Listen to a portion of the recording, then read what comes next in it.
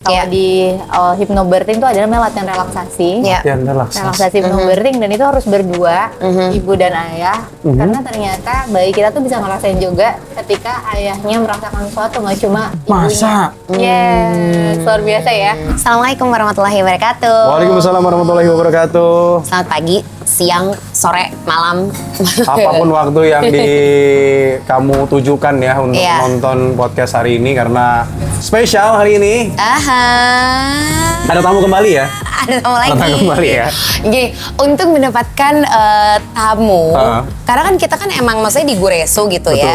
Hari-hari tuh kita di Gureso. Jadi untuk menunggu siapa lagi nih tamu yang datang ya, itu kita karena emang beneran nyari Gureso geng emang sering kesini, punya cerita yang menarik juga. Bener. Gitu kan, karena yang kita ajak ngobrol udah pasti punya cerita yang seru. Betul. Gitu. Dan kami berdua juga penasaran. Setuju. Kali ini beliau yang kita ajak. Wah, beliau. Iya dong. Kamu juga beliau. Iya. Aku belia. Oh iya. Bener. Belia. Siangnya juga udah ada. Udah ada. Bener. Beliau yang kita ajak hari ini itu juga punya cerita yang menarik banget, terutama untuk perempuan. Banyak sekali menyamankan perempuan-perempuan. Betul. Iya kan? Dan untuk laki-laki juga penting ya. Bener. Karena informasi ataupun knowledge-nya juga harus diupdate untuk obrolan yang satu kali ini. Iya, betul sekali. Terima kasih ya untuk mewakili para laki-laki. Para laki-laki. Ya. Betul. Terutama bapak-bapak. Bener. Gitu. Karena Bapak-bapak bingung. Iya, bapak-bapak. Bapak-bapak bingung, bener. Karena hari ini yang sudah hadir bersama dengan kita adalah... Ini dia. Jamilatus Sadia. Luar biasa. Biasanya sih panggilan sayangnya Bidan Mila. Bidan Mila. Tapi kali ini kita mau ngobrol-ngobrolnya Mila aja katanya. Iya, benar. Karena gitu. Karena pas lagi tadi sempat kita ngobrol. Sebelumnya memang Anka tuh udah ngasih tahu, aku pengen ngundang ini nih, Bidan. Kepala nih anak laki nih, bapak-bapak ini. Bidan, oke. Ibu nih. Oke, mana Instagramnya? Di-share. Masih muda ya? Iya. Kok asik banget. Gitu. Terus pas kita nge-scroll informasi lebih dalam, makin banyak ketidaktahuanku tentang dunia persalinan sekarang. Makanya gini ya, bapak-bapak gitu ya mungkin ya. Bapak mungkin ini yang pertama kali melihat gitu. Kalau perempuan-perempuan mungkin, ada Bidan Mila gitu ya. Coba silahkan, mungkin Mila mau menyapa kesayangan-kesayangan yang sedang menonton dulu. Halo semuanya. Aku senang banget sih diajak podcast dan ini kebetulan bener-bener restoran favorit aku. Jadi setiap aku kayak ngerasa butuh waktu me time, butuh kayak merayakan diri makan enak, aku ke Gureso. Karena kebetulan tetanggaan juga ya? Deket ya? Iya. Aku dari Cawang, kan dari rumah ke sini. Dari rumah Cawang ke sini. Kita kalau Gojek, itu benar-benar Gojek dari sini ke Cawang. Kering loh, abangnya loh. Mila suka tega. Gak apa-apa, nanti kita kasih teh manis abangnya ya di sini kita ya. kasih ocha gitu. gratis. Iya gitu. Jadi Mila nih buat yang baru kenal, tapi aku yakin banyak ya yang udah kenal Mila. Harusnya. Gitu. Mila tuh ya udahlah bidan dula itu tuh sebenarnya sama apa beda atau ya? beda? Beda sih. Beda sih. Oke, jadi nanti kita tanya ya. Benar. Jadi kita akan tanya. Banyak nih. Jadi bawahnya nih di bawahnya slash gitu itu banyak banget. Ada bidan, slash dula, entrepreneur, gitu, educator udah pasti gitu. Seminar-seminar udah pasti dimakan tuh. Iya, tapi udah pasti prioritas di hidupnya adalah sebagai istri dan ibu dong. Itu paling utama. Kan? Paling utama. Gitu. Yang aku penasaran gitu ya, karena kan maksudnya Mila kan kalau datang ke sini sebagai Mila, bener kan? Kalau datang ke Gureso sebagai Mila, makanya aku kayak, pokoknya aku pengen ngobrol sama Bidan Mila sebagai Mila hari ini, gitu. Iya kan? Sebagai cewek sagi. Waduh, dia masuk zodiak nih. Jadi emang cewek sagi gimana emangnya cewek Sagittarius? Sagi. Ini kan aku yang tahu dari ayahku aja gitu. Biasa tuh Sagittarius tuh hahehe gitu loh. Jadi ceria ini. Tapi aku nggak tahu sebenarnya Mila nih perempuan yang seperti apa gitu. Kalau kamu disuruh menjelaskan Mila tuh sebenarnya aslinya tuh dalam satu kalimat, agak panjang juga boleh. Mila tuh asli gimana sih, Mil? Aslinya tuh sebenarnya kayaknya bakal terus belajar ya, karena kurius banget orangnya. Tapi dunia persalinan kayaknya. Terus yang kedua, kayaknya sebenarnya gak pede. orangnya tuh nggak pede banget, dan teman-teman aku selalu bilang kenapa sih pede banget. Lihat kalau kita di podcast atau kalau kita lagi ngisi seminar tuh nggak kelihatan bang. Tapi padahal sebenarnya aku nggak pede banget. Bahkan kayaknya lebih cenderung imposter syndrome deh. Jadi kayak ngerasa kenapa harus aku ya, kayak salah satu cerita kita hari ini kan ada Ida, mahasiswa dari Jerman ya. Dia DM aku kayak pengen belajar ibu hamil. Itu tuh aku sampai kayak apa jangan-jangan aku kena scam ya. Ada di situ. Ada di situ kebetulan. Say hi, Ida dan Iba. Don't scam katanya. Aku ngerasa kayak masa sih mau belajar ibu hamil. Jadi banyak orang yang nggak tahu ternyata nggak pede kadang-kadang gitu. Terus apalagi ya, memang empatinya tinggi. Jadi itu mungkin salah satunya kenapa Tuhan tuh ngasih aku profesi bidan. Karena mungkin melihat itu. Tapi kadang-kadang bagus juga karena kayak over empati kadang-kadang tuh kayak pasien misalnya ngerasa sedih, kita terbawa, sedang kita lagi butuh konseling gitu. Oh gitu, asli. Aslinya berarti butuh, it takes a lot of energy ya untuk bisa come up, ketemu dengan banyak orang, interaksi dengan orang baru. Iya. Itu introvert banget sih aku. Aslinya. Jadi kalau ketemu sama orang kayak capek banget ya. Makanya pas capek dia kesini. Jadi aku suka menyendiri kan kalau makan di sini kayak di akhirnya aku punya pojokan waktu sendiri. Iya. Oh.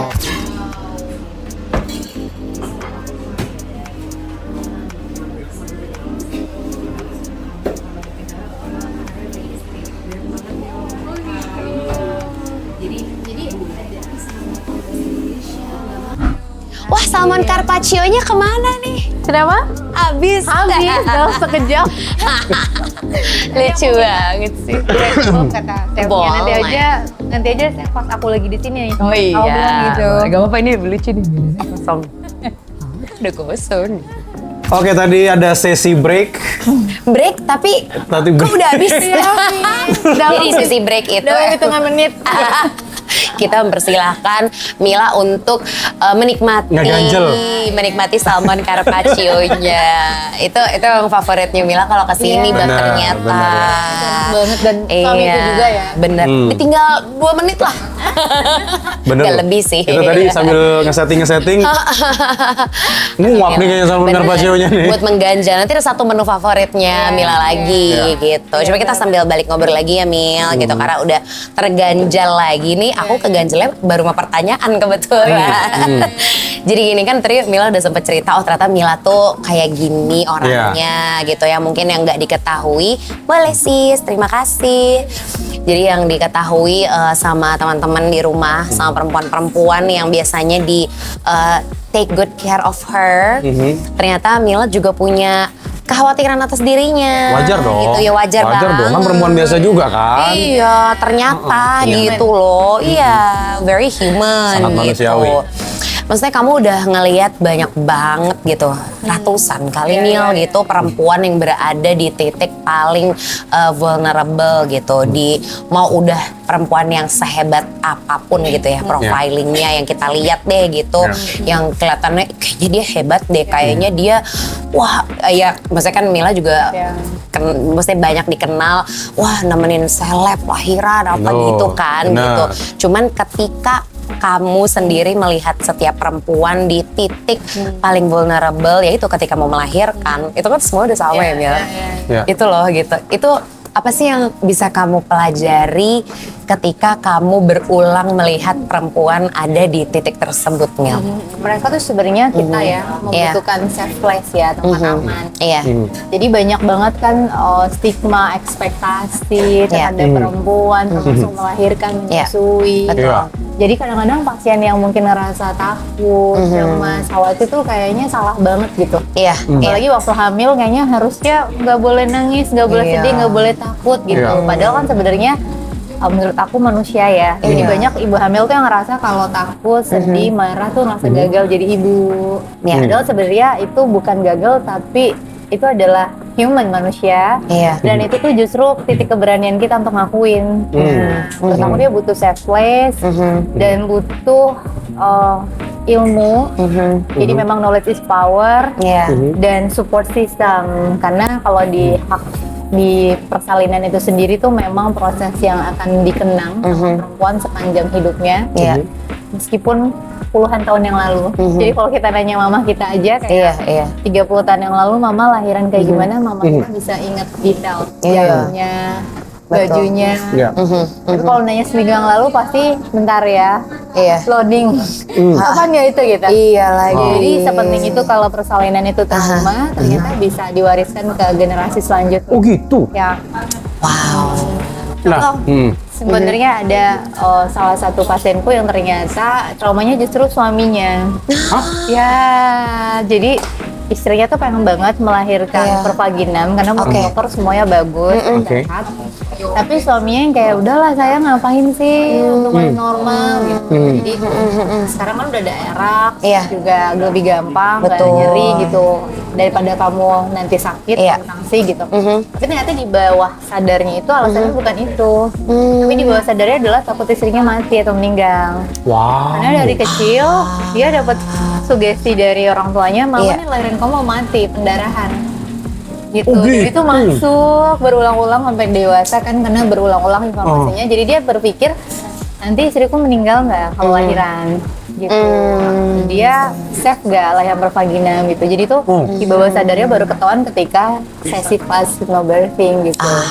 Jadi persalinan ini ternyata nggak urusannya perempuan atau ibu doang ya? Iya, betul. Suami atau bapak pun juga bisa ngalamin trauma begitu. Itu aku alhamdulillah ya, suamiku waktu aku mau melahirkan dia sempat tidur. Sempet tidur ya? Berarti dia tenang banget ya Mila ya. Maksudnya aku mikirnya alhamdulillah ya. Boleh saya klarifikasi di sini. Kondisinya itu sudah tengah malam. Anka diinduksi dari sore jam 5.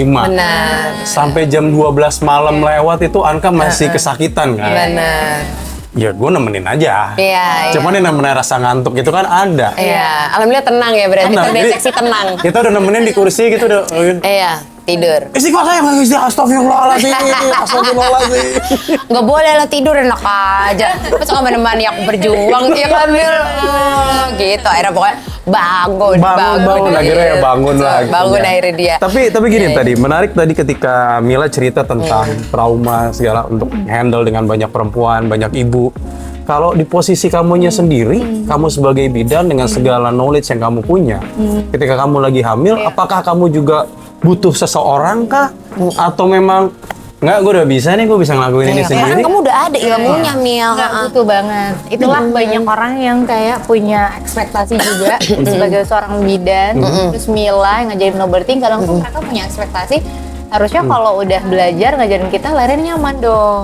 Biasanya lancar dong. Gitu. Dan itu sebenarnya pressure sendiri loh buat nakes. Buat psikolog misalnya gitu yang punya banyak pasien gitu. Dan kalau aku pribadi malah takutnya itu dari dari zaman mahasiswa.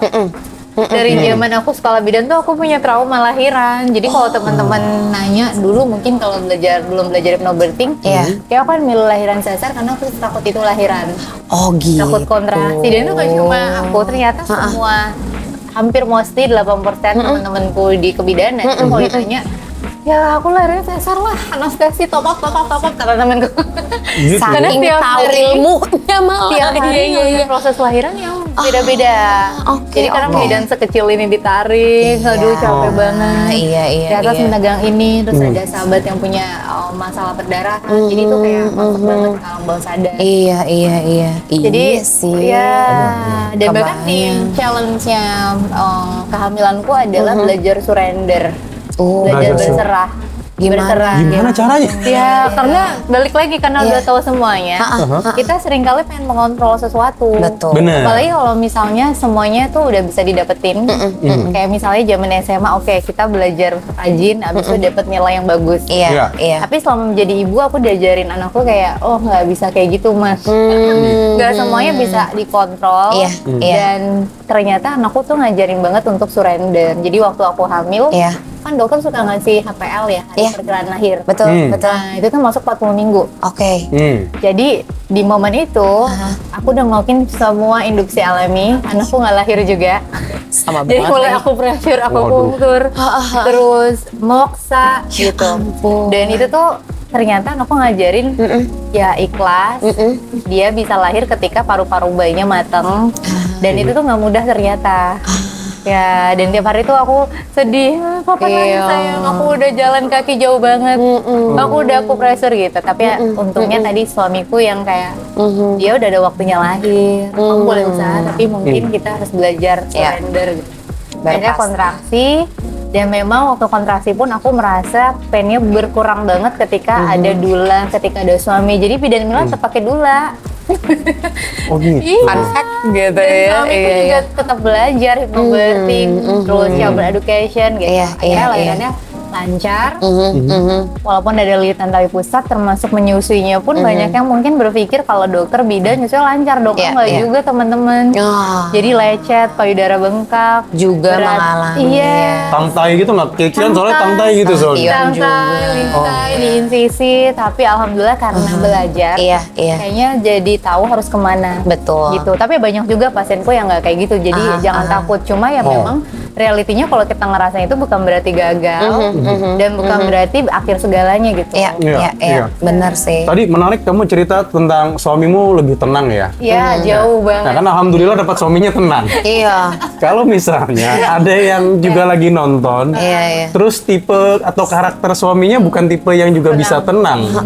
Kan pasti Mila juga ketemu ya, tipe suami yang lebih panik daripada istrinya. Ya itu tadi aja tadi sempat dimention ada yang sampai trauma juga. Gimana caranya untuk para suami ini bisa lebih ketika fase istrinya lagi seperti itu, suami itu bisa lebih tenang. Oke, gue harus lebih tenang, walaupun sebenarnya gue nggak tenang. Gitu. Iya, sebenarnya menurut aku dari pengalamanku bisa jauh lebih tenang tuh ketika ada knowledge atau ilmunya. Iya sih. Karena banyak yang kayak belajar nyusui itu pas sudah bayinya lahir. Jadi karena nggak ada knowledge, akhirnya kayak banyak mitos. Apalagi kalau habis lahirnya kan banyak banget saran-saran. Minum daun katuk langsung. Hasilnya sedikit lah segala macam. Akhirnya kita bingung yang mana sih yang benar.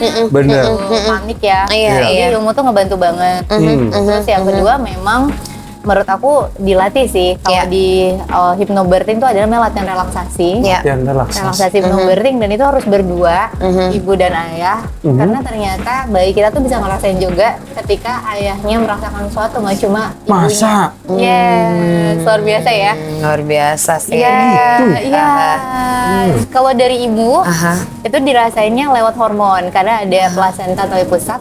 Jadi di hormon kita tuh ngeluarin sesuatu, itu bisa transfer langsung ke bayinya.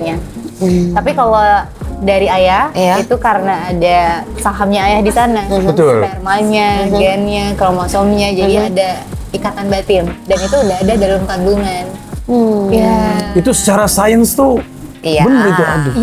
Bahkan ini penelitiannya Dr. Akira Ikegawa, dia objin di Jepang, punya salah satu klinik, dan dia yang paling kurios tentang si janin punya memori nggak dalam kandungan. Akhirnya dokter ini neliti di mana kayak mungkin 100 anak-anak di kliniknya ditanyain bagaimana memori dia dalam kandungan.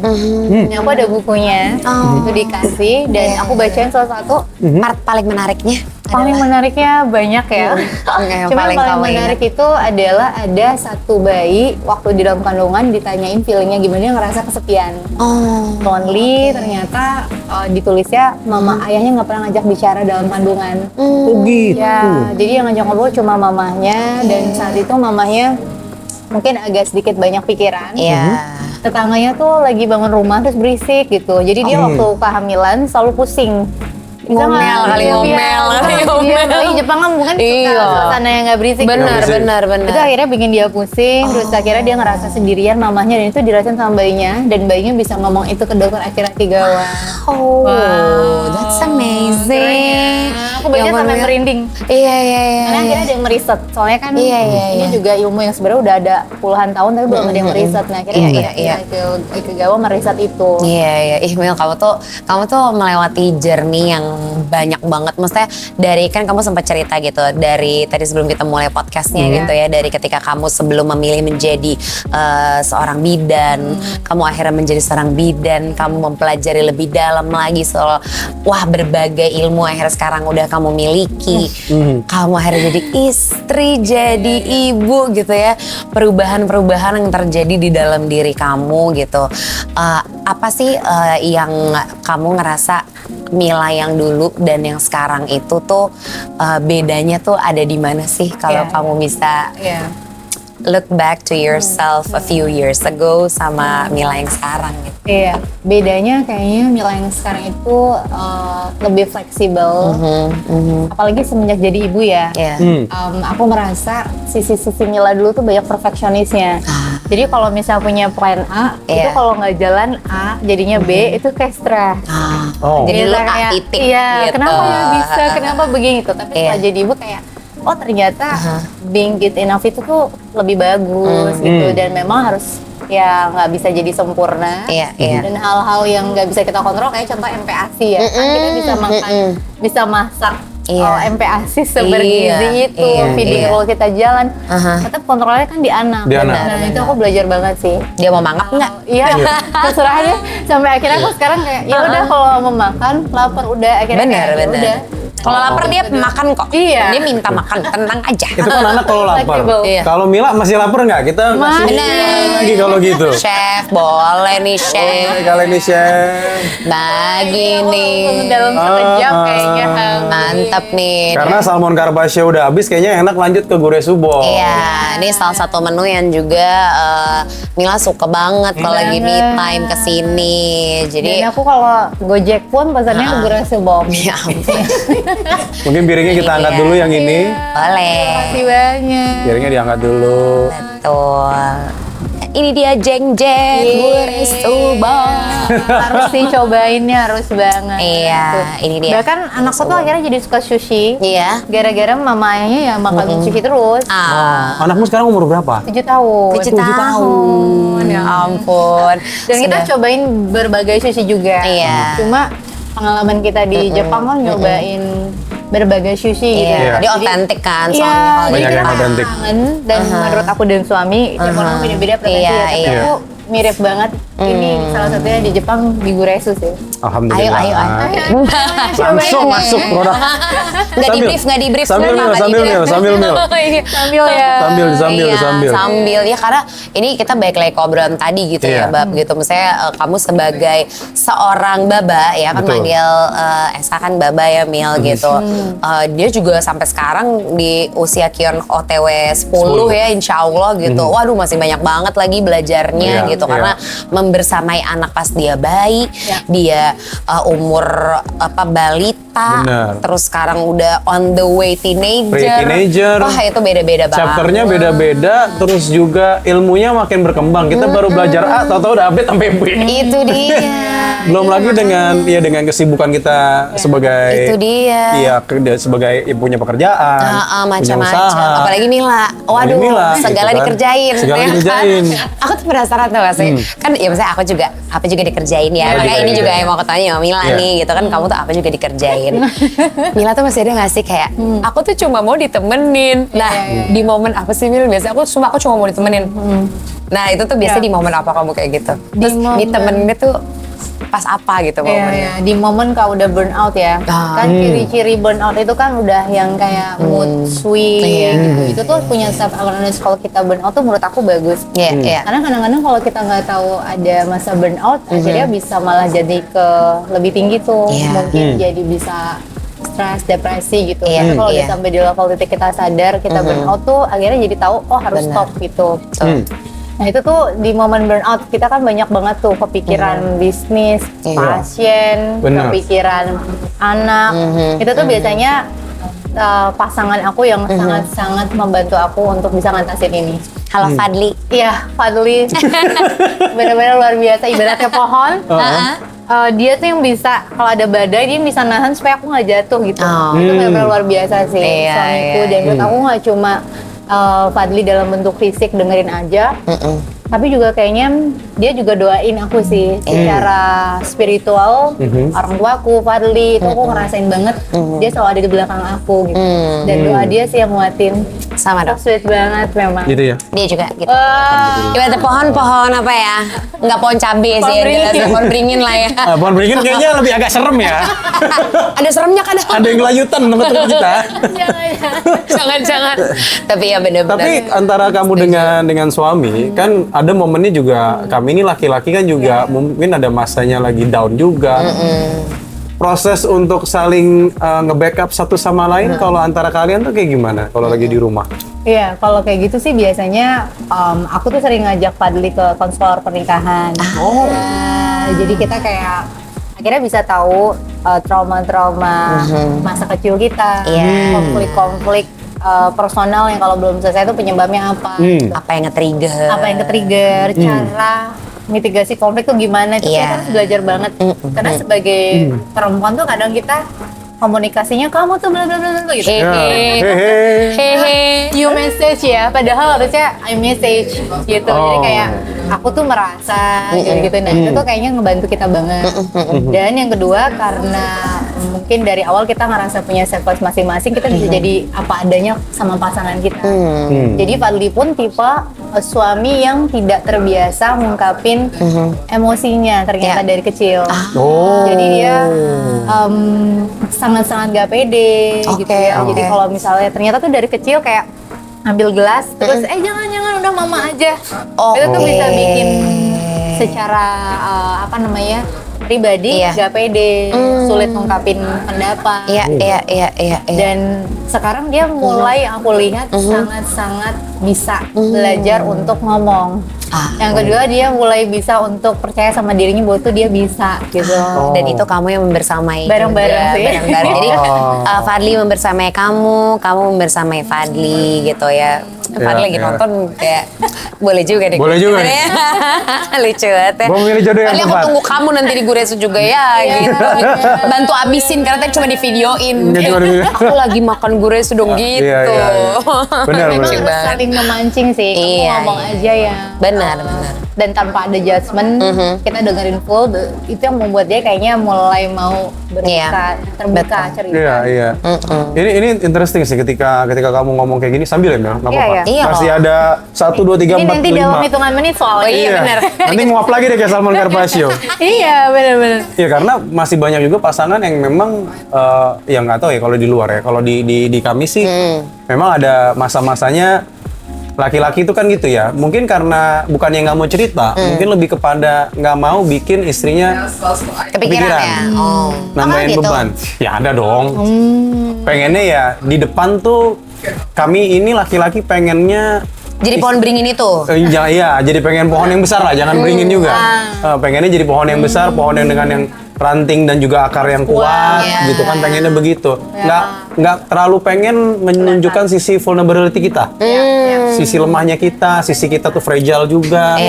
Karena kalau misalnya kita lemah ya nanti istri kita rely on sama siapa. Iya sih. Gitu. Cuman di satu sisi, ya iya sih gue juga kan ada momennya gue lagi down juga ya. Iya. Kita ada kayak gitunya, makanya mungkin itu juga jadi sulit untuk laki-laki tuh bisa bener-bener ngungkapin apa yang dia rasa ke pasangannya.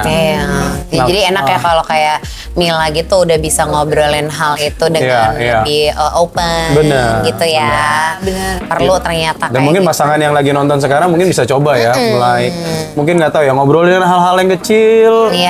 Di exercise sekali gitu ya. Exercise-nya dari hal-hal gitu berarti. Betul, dari yang aku pernah kayak datang ke sebuah seminar, kata psikolognya kalau kamu bisa ngomongin di luar hal yang serius sama pasanganmu, itu udah cukup bagus. Entah ngomongin hal yang lucu di luar, receh aja gitu ya. Sharing reels gitu nggak? Ya, terima kasih. Biarpun gak di-read, gak dibales. Di-read doang. Iya, di-read doang. Bener-bener dari hal itu sih. Sama mungkin dari apresiasi, terus juga kayak ngungkapin validasi emosi. Karena kayaknya laki-laki terutama yang tumbuh di Indonesia tuh terbiasa kalau nangis tuh nggak boleh. Nggak kuat gitu ya. Jadi aku selalu ngomong ke suamiku, untungnya dia dari awal kita pacaran udah ngerasa sama-sama aman gitu. Jadi kalau dia nangis, dia udah tahu ya. Ya udah nggak apa-apa nangis aja. Dia nonton Doraemon aja nangis. Ya, dibuka sini. Dia nonton Doraemon aja bawa anduk, Mil. Dia bukan bawa tisu, bawa anduk. Gitu. Empati ya. Iya, Pak. Dia mah kayak sengnya doang kayak hulek. Dia mah Hello Kitty dia. Dia mah kalau cengeng-cengengan sama dia mah. Ada cengengnya, ada cengengnya. Yang nggak apa-apa juga kalau laki-laki bisa nangis gitu harus dikeluarin memang. Bener. Tapi itu akhirnya membuat Mila, misalnya aku ngeliat gitu ya, dengan kamu punya support system yang luar biasa gitu, Mil, kamu punya Fadli, kamu punya juga orang tua kamu, dan tadi support system yang akhirnya membuat kamu dari kamu yang dulu gitu ya, kamu nggak kehilangan diri kamu yang dulu, kamu tetap jadi Mila, tapi malah jadi wah Mila versi yang lebih baik lagi gitu. Kamu nggak kehilangan Mila yang dulu gitu. Untuk perempuan-perempuan yang sedang kamu peluk juga gitu ya, peluk quote unquote gitu, karena kamu kan juga nemenin banyak perempuan mesti di keseharian kamu gitu. Apa sih yang pengen kamu bilang ke mereka biar mereka tuh jangan sampai gitu kehilangan diri mereka yang dulu gitu, karena biasa ketika kita udah jadi ibu, hari dimana kita melahirkan itu udah chapternya berubah. status, udah Berubah bener-bener langsung. kayak kamu udah jadi ibu. Wah itu kadang jengjet, kadang beautiful at the same time gitu ya. Tapi apa yang pengen kamu bilang? Overwhelm juga. Ini deep banget Iya, Menarik iya, banget iya, pertanyaannya. Soalnya aku kayaknya sempat merasa gitu deh, kayak di 2 tahun pertama saking ingin ngasih yang terbaiknya buat anak. Iya. Jadi kayak pengen ASI eksklusif, MPASI-nya pengen masak sendiri. Iya. Gitu ya? Iya. Iyalah. Namanya real food gitu kan. Itu yang membuat aku kok kayaknya lama-lama kosong ya gelasnya. Karena sebenarnya kan kita itu kayak gelas nih, yang tiap hari tuh ngasih ke anak, ke pasangan, ke pasien. Kalau udah kosong gimana ngisinya gitu. Jadi aku kayak ada di titik momen apa ya sebenarnya yang aku masih ingin lakukan setelah jadi ibu. Nah, menurut aku momen berefleksi itu sih Mbak Anka. Jadi buat teman-teman yang mungkin sekarang nih lagi nonton kayak ngerasa kok aku beda banget ya setelah jadi anak. Pokoknya nggak punya me time sesimpel itu. Terus atau aku punya cita-cita tapi kok aku kesannya harus berkorban. Kalau memang itu pilihannya teman-teman, sebenarnya nggak apa-apa. Sebenarnya kuncinya sebagai ibu dan perempuan untuk tahu kita mau apa tuh, kita ngerasa punya pilihan. Kita ngerasa punya pilihan. Kalau memang pilihannya merasa aku pengen full sama anakku karena aku pengen nyiptain generasi, itu menurut aku nggak apa-apa banget. Tapi kalau misalnya teman-teman rasa jadi nggak punya pilihan karena tuntutan ekspektasi orang lain, karena tuntutan dari masyarakat, akhirnya harus kayak gini, nah itu bisa jadi hilang sama diri kita. Jadi coba berefleksi, bener nggak sih ini pilihan kita? Termasuk teman-teman akhirnya memilih kayak kita, mungkin harus bekerja dan memang itu pilihan kita karena kita ngerasa itu salah satu passion, value, panggilan hati. Juga nggak membuat teman-teman tuh nggak enough jadi ibu. Benar. Karena kan suka ada, aduh ibu bekerja ninggalin anak terus, kadang orang aku, kadang aku wakilin siapa? Makanya saya tadi begini. Oh ini ibu lagi ngomong cerita sendiri mau gimana? Iya kan, karena kan itu kan momen yang wah itu guilty feeling terluar biasa. Iya, apalagi kalau lagi seminggu padat full gitu ya. Minggu ini. Minggu kemarin. Apalagi kalau anak udah mulai komplain kerja mulu. Iya, bener. Cuman kayak aku yakin, tapi maksudnya kan kita juga dikasih apa ya? Kita dikasih rezeki anak yang mengerti ibunya. Aku selalu percaya itu gitu. Dan kan maksudnya ketika kita di rumah ya udah kayak aku selalu quality over quantity gitu. Bener kayak. Jadi itu yang bikin berulang guilty. Jadi itu berulang guilty, tapi aku kayak oke, ketika di rumah berarti misalnya pas lagi ada quality, misalnya ada waktu sama dia, aku yakin aku bisa pol-polan quality time-nya. Jadi mungkin bukan soal waktunya, tapi ketika ada waktu, quality time-nya itu yang harus berkualitas banget. Biar nyantol di core memory dia gitu. Dia aku gitu sih, Mil. Dan di laki-laki juga harus kasih ruang untuk istrinya, untuk bisa apa yang pengen di-achieve lagi, apa yang pengen belum kesampaian tapi pengen gitu. Jangan ngerasa ya udah tugasnya istri ngurus anak di rumah, jangan. Iya, nggak apa-apa juga kalau itu pilihan. Iya, kalau memang pilihan ya. Tapi kan paling nggak ada komunikasi itu. Kamu apa yang pengen kamu achieve lagi setelah dari sini? Ibaratnya kalau misalnya aku lagi dikasih reguresu gitu, ibu bapak ada lagi pesanan ya? Ada tambahan? Ada lagi bisa dibantu? Iya, so sweet gitu nggak sih, Mil? Setuju. Boleh lah ya, Mil, nanya gitu ya. Soalnya kan penting tuh kayak Tapi gitu. apa tuh yang buat Mas kayaknya sempat bertanya, kadang-kadang ada suami yang mungkin kayak lupa atau nggak ingat untuk nanya kamu mau shift apa lagi. Apa sih kayak biasanya? kadang-kadang kan kita ngerasa ya udah yang penting udah dapet rezeki, mau nyari apa lagi sih gitu. Jadi bintang tamu kita kali Oke. ini dia. Oh, jadi balik Aku ke saya ya. apa Aku jadi sekarang? penasaran. Nggak tahu nih terdengarnya klise atau enggak ya. Cuman kan kita namanya suami, laki-laki namanya ketika dia nikah kan ada ikatan batin juga pasti dengan Iya. pasangan kita kan, dengan istri kita. Kalau di aku pribadi sih memang ngerasa energinya Anka tuh beda. Ketika misalnya, ya kami ada fasenya di rumah tangga kami selama menikah udah mau 11 tahun ini kan, ada masanya Esa Mahendra yang ini nih bener-bener pengennya ngotakin Anka, kamu harusnya begini aja udah. Tapi ketika dia diperlakukan seperti itu, ada hal yang kayaknya dia nggak bahagia deh. Itu yang bikin aku kayaknya mulai oke, terus Kita evaluasi. di situ. Apa yang harus gue lakukan ya sebagai seorang imam, sebagai seorang suami, supaya amanah ini yang udah dititipin ke gue bisa gue jalankan sebaik-baiknya. Ya salah satu jalannya adalah si laki-lakinya kan harus berubah dulu dia. Dia harus bener-bener punya panggilan hati, untuk mau berubah. Paling nggak dari dia dulu. Ketika dia udah merasa oke, gue berubah deh saatnya, baru dia bisa ngajak ke pasangannya, ke istrinya. Ini yang juga pengen diuji. proses. Proses. Iya. Nggak ya langsung semalam simsalabim. Iya, iya. Itu enggak. Anka boleh ngapain aja gitu, enggak. Kalau di kami, makanya dengar Mila, maksudnya kalau kita buka-bukaan umur nih, ya gitu. Kita tuh selalu kalau ngobrol kayak kemarin waktu itu sama Pila sama Aulion gitu Iya, ya, terus iya, sekarang sama iya. Mila gitu yang Benar. maksudnya kalau dari jarak umur jujur-jujuran nih jenjangnya main deh mantep Kita gitu. beda 5 tahun ya. Iya Beda 5 gitu, tahun dengan cuman Mila. intinya kita happy banget pasangan tuh makin kesini gitu, makin aware sama Iya. hal-hal yang hubungannya sama mental pasangan. Betul. Karena kalau dulu kan kita kayak, oh kita tujuannya menikah gitu aja. Kalau sekarang kan makin aware kalau kita harus check on each other's mental health lah, Betul, iya betul. kan Iya. gitu. Well-being. Dengan kitanya sehat, mental health-nya pasti akan sehat juga rumah tangganya Benar, gitu. Kalau tujuannya ke situ. Kalau tujuannya ke situ. Itu sih. Ya memang harusnya sih tujuannya ke situ ya. Iya, itu sih. Kalau hubungan bisa hubungan pernikahan ini mau sustainnya sampai til jannah ya. Amin, itu Harus dia. dijaga Apalagi semua. Til bikin bisnis. Wah, itu dia. Bumil Pamil. Waduh, mantep. Biarpun itu yang harus sering bikin Mila Me Time kesini ya. Iya. Jadinya. Iya. Ngurusin bisnis ya. Loh. Beda ya. Kamu ceritain dong itu Bumil Pamil tuh akhirnya how it leads you menuju Bumil Pamil yang sekarang punya tempat sendiri. Punya tempat Terus, sendiri. Aduh, gini ya. Kapan sih Anka rasanya pengen hamil lagi gara-gara lihat Bumil Pamil? Oh gitu. Iya santai. Iya gitu kayak aku udah gampang banget ya dari gue resu ke Bumil Pamil gitu.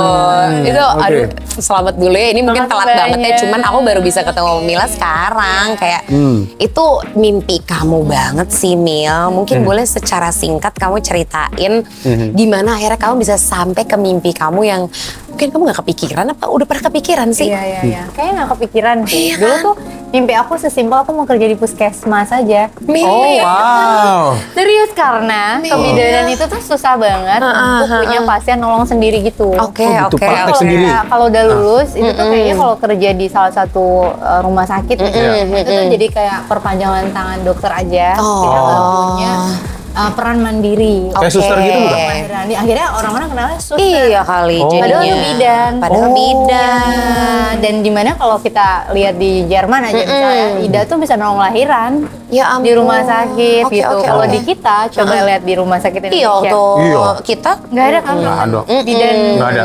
periksa hamil, Iya. lahiran paling kita Betul. kayak kesannya as a nurse. Iya. Padahal nurse sama bidan tuh beda. Nah, jadi itu yang bikin aku kayak kalau di puskesmas peran mereka mandiri, Iya. jadi aku sesimpel pengen punya peran mandiri gitu. Oh. Gimana caranya bisa dampingin hamil, melahirkan. Iya, Dan iya, memang resah banget waktu aku mahasiswa itu banyak intervensi medis yang harusnya nggak dikasih tapi dikasih. Oh. Nah, intervensi medis itu misalnya induksi, Oh. operasi sesar. Oke. Jadi secara naluri kayak dalam hati ini sebenarnya nggak Bisa butuh. nih, nggak usah gitu. Cuma kita ngerasa punya gap power, karena kita kayak ya udah deh ikutin sistem. Iya, Nah, iya, iya. tapi buat aku pribadi tuh aku nggak bisa deh kayak gini. Jadi aku selalu berdoa sama Allah, ya Allah, terus tolong kasih tempat yang bikin aku tetap bekerja sesuai naluri hati aku. Oh. yang benar-benar bekerja respectful karena banyak intervensi medis nih emosional sih. Karena aku tuh selalu memperjuangkan sampai sekarang. Bahkan kita kerjasama sama riset WHO Eropa ngomongin respectful midwifery care, di mana pengalaman ibu tuh berharga karena kadang-kadang yang kita lihat kualitas pelayanan kesehatan itu hanya outcomes dari klinik. Ya udah, yang penting tensi bagus, Oke. jadi detak jantung bayinya bagus, tapi secara psikologisnya dia diperlukan hormat gak? Dia kasih nggak sih haknya? Dia punya pilihan nggak sih? Nah, itu tuh menurut aku kayaknya kalau ngomongin Indonesia kesannya luxury. Padahal ini adalah human rights gitu. Nah, jadi kalau aku lagi ngomongin kayak gini tuh kayak kapan nyampenya ya Indonesia gitu. Jadi kamu ibaratnya Mila lagi nyicil, menyicil lewat nurani. Sama aku di tahap yang ya udahlah, kita menurut sistem atau berubah ya. Akhirnya aku kayak mencari tempat di mana belajar dengan baik gitu ya. Salah satunya di Profi Klinik waktu itu aku belajar hypnobirthing, belajar yoga, dan aku rasa ini kayaknya sesuai deh dengan value yang aku mau. Dan itu tuh dimulai dari aku dulu kerja PMB dan Profi Klinik, jadi 2 tempat. Di PMB itu tau gak Mbak Alma dan Mas Safinya itu bidan. Ini bukan berarti kita matre sih, cuma maksud aku tuh kesejahteraannya ternyata harus sangat perlu diperhatikan. Itu tuh 800.000 per bulan. PMD ini apa, maaf? Praktek mandiri bidan. Oh, yang biasanya ada di depan rumah itu, bidan apa, siapa gitu. Iya, itu memang hak owner mungkin ya. Cuma kalau aku punya tempat, kayaknya aku akan memperjuangkan gimana bidan tuh juga punya nilai uang yang cukup profesional gitu. Karena aku rasa kok kayak begini banget ya. Cuma aku ke suamiku tuh gak pernah ngeluh soal gaji. Cuma lama-lama kayak ngerasa kok apakah aku memang harus ikhlas sama profesi ini? Karena memang profesi ini mulia, atau sebenarnya ikhlas itu belum tentu harus kayak begini gitu. Akhirnya aku dapat fee yang lumayan, alhamdulillah sangat mumpuni. Terus aku banyak ikut training kebidanan, bahkan nasional dan internasional gitu ya, sampai akhirnya di tahun 2026 sekarang ada Bumi Pamil. Oh wow. Ya, alhamdulillah. Boleh kita kasih tepuk tangan virtual buat yang lagi nonton ya. Ini nggak cuma ngomongin bisnis ternyata. Nggak cuma pengen buka gitu. Bener. Jauh banget di dalam itu, banyak banget value yang dipegang sampai sekarang. Dan diperjuangkan. Bahkan riset kita udah sampaikan juga ke pemangku kebijakan. Ya semoga berlanjut nanti untuk ke arah akhirnya sistem. Bahkan sekarang ada rumah sakit yang karena riset ini dia merubah ruang bersalinnya dengan jauh lebih ramah oksitosin. Dibolehin bergerak bebas, ngedennya udah boleh berbagai posisi. Oh gitu. Bidan-bidannya diikutin pelatihan supaya ngomongnya nggak menyakiti ibu gitu.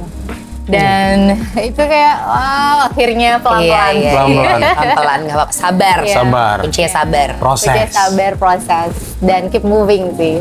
Setidaknya kita hadirkan Mila di sini, ada harapan buat bidan-bidan yang mungkin sedang menonton. Bidan-bidan muda yang juga lagi ngerasa hal yang sama seperti yang dirasain sama kamu. Benar. Terus kayak bahwa mimpi itu tuh, ini nih bukti bahwa mimpi itu kayak emang jangan cuma dibayang-bayangin terus kayak cuma mimpi deh, enggak lagi ya. Ternyata bisa lah kamu tapaki gitu ya. Pelan-pelan, tapi ternyata emang munculnya tuh dari niat yang mulia gitu ya. Kayak niat yang mulia. Kamu ikhtiarnya jalan banget, kamu didukung dan dipertemukan sama orang-orang baik. Support gitu. sistemnya mendukung Support sistemnya nggak dukung gitu. Jadi emang akhirnya jalan menuju ke situ mungkin rasanya tidak mudah, tapi somehow kok nyampe ya, gitu ya. Dan dipertemukannya juga pasti sama yang sesama punya niat yang mulia. Even kayak tadi ada siapa, Ida. Ada Iba juga yang dari luar negeri loh. yang dikata skema awalnya, tapi ternyata bisa membawa Mila waktu itu kamu ke Jerman, ya kan? Jadi guest lecture di Holland. Jadi guest lecture di Holland, maksudnya itu mimpi-mimpi yang banyak nih, mimpi Mila yang nggak kepikiran tapi malah kejadian. Soalnya kan mimpi di awal kan cuma mau kerja di puskesmas. Lah itu, lah orang disuruh jadi bidan, kata kakaknya kayak disuruh jadi bidan bagus nih gitu. Tepuk tangan dulu untuk kakaknya Mila nih, Kak siapa namanya? Kahani. Tahu-tahu jadi guest lecture. Itu dia di Holland lagi. Iya. Kalau di Ciledug makan deket rumah kita. Bener, gitu. enak kita samberinnya. Bener. Ya Allah Mila, thank you banget untuk semua ceritanya. Tapi sebelum kita menutup obrolan kita, mungkin Mil ada gak sih yang pengen kamu sampein untuk untuk perempuan deh gitu, nggak mesti apapun profesinya gitu, apapun kondisinya gitu. Karena aku yakin Mila tuh banyak banget nemenin perempuan di itu yang tadi aku bilang gitu. Kenapa Mila gitu? Karena Mila tuh banyak banget ketemu sama perempuan di kondisi yang benar-benar vulnerable di titik terendahnya gitu, di titik perempuan tuh yang biasa selalu ngaku kuat, mereka lemah banget gitu. Dan kamu selalu sering dipertemukan dengan kondisi itu berkali-kali gitu. Apa yang pengen kamu sampaikan ke perempuan-perempuan di luar sana yang mungkin juga sekarang pas lagi nonton lagi di titik terendahnya gitu? Ya buat perempuan-perempuan di sana, mungkin aku cuma mau pesan kayak tetap dengerin apa isi hati. Karena terkadang tuh kita disconnected sama diri kita, selalu ngabain intuisi kita, ngabain isi hati secara real di hati kita. Dan semoga teman-teman udah mulai berani untuk dengar itu, bahkan memperjuangkan. Karena sebenarnya aku yakin perempuan itu tuh sama Allah dikasih ibaratnya tiket VVIP khusus, karena peran kita tuh sampai masuk ke dalam Quran surat An-Nisa. Bayangin aja ya sampai masuk ke dalam Al-Quran gitu, berapa mulianya. Dan artinya berarti kita di dunia ini punya visi misi juga yang mulia, calon bahkan mewakili Tuhan di bumi, Khalifatullah. Kita kejar apapun mimpi teman-teman dan keep moving. Masya Allah, luar biasa sekali obrolan ini. Aduh, ini mah makan lagi deh. Luar biasa, thank you so much Mil. Ini thank you banget. Aduh. dagingnya daging salmon beneran ini obrolan kita hari ini. Bener-bener abis ditowing. Habis dari freezer. Makasih banyak Mila, dimasak. sehat-sehat Thank you so terus. much. Sampai ketemu di Bumil Pamil nggak? Iya, semoga. Wah, kita nggak tahu. Ketemu di Bumil Pamil bener loh. Kita sih udah ngeliatin Instagramnya udah mulai yoga bareng. Oh gitu sekarang udah mulai pilates bareng. Terima kasih ya. Thank you.